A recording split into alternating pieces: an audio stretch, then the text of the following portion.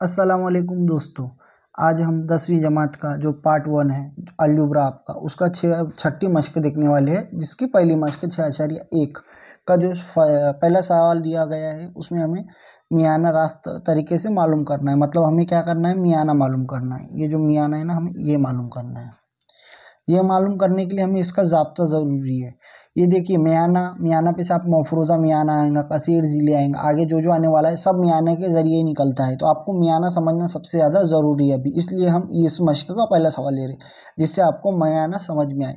मियाना निकलता कैसा है वो भी देख लीजिए। पहले क्या दिया हुआ है, 2 दिया हुआ है। इतना बड़ा सवाल देता है वो पेपर में 2 मार्क के लिए आता है, लेकिन आपको इतना बड़ा सवाल ना पढ़ते हुए सिर्फ ये मालूम करना है, मियाना मालूम करना है, मफरूज़ा मियाना मालूम करना है या कुछ और मालूम करना है। अगर जैसा यहाँ पे दे दिया उसने सिर्फ मियाना मालूम कीजिए, मियाना ही दिया है ना, तो मियाना में कुछ भी नहीं होता है। ये जो वक्त है 0 से 2, 2 से 4, 4 से 6, 6 से 8, 8 से 10 ये दी हुई है। इसमें क्या होता है, ये जमात बन जाती है। देखो 0 से 2, 2 से 4, 4 से 6, 6 से 8 और 8 से 10 ऐसी जमात बन जाती है। उसके बाद जो ये है जमात, इसकी एक वसत जमात निकलती है।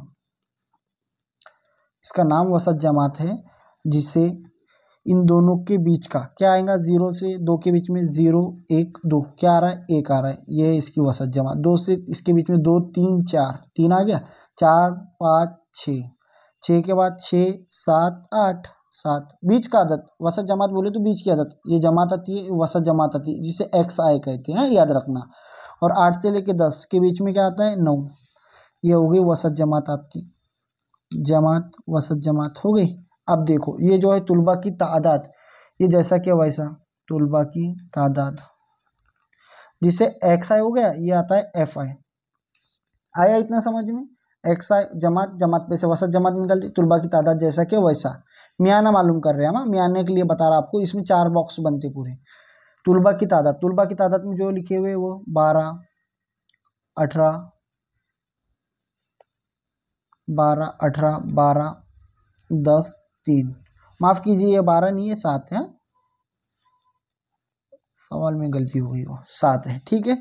इतना हो गया। अब देखो ये जो है तुलबा की तादाद एफ आई, ये जो है ना, इसका हमें ये एन बराबर होता है। मतलब ये जो टोटल है इसकी जमा एन होती है, याद रखना हमेशा। क्योंकि मियाना रहो, मफरूज़ा मियाना रहो, कायमी भी रहो, जब ये आएगा तो इसकी जो जमा रहती है वो एन रहती है। अब हमेशा इन सब की जमा करना है। 12, 12 और 18, 18 और 12, 30, 30 और 10, 40, 40, 47 और 3, 50। एन कितना निकला, 50। अब ये निकालना है, तो ये कैसा निकलता है, याद रखना, x i into f i. X i कौन सा है, वसत जमात, और एफ आई कौन सा है, ये तुलबा की तादाद। जो इन दोनों की ज़रब करना है। 1 ज़रब 7 कितना होता है, 7। 3 ज़रब 18, 18 तिया 54। 5 ज़रब 12, 12 पंजे 60। 7 ज़रब 10, 10 सती 70। ये भी 9 ज़रब 3, 9 तिया 27। अब जो आएगा इनका वो होगा summation x i into f आई, मतलब इन सब की जमा। अब जमा कीजिए, 60 और 60 120, 120 और 10 130, 130, 130 और ये कितने हो रहे हैं, 130 और 7 127, 27 और ये 54, 200, 217, 218, कितने हो रहे हैं पूरे, 218। ये हो गया बॉक्स कंप्लीट। अब मियाना मालूम करने के लिए हमें सिर्फ 2 कीमतों की ज़रूरत पड़ती है, एक तो ये, एक तो ये।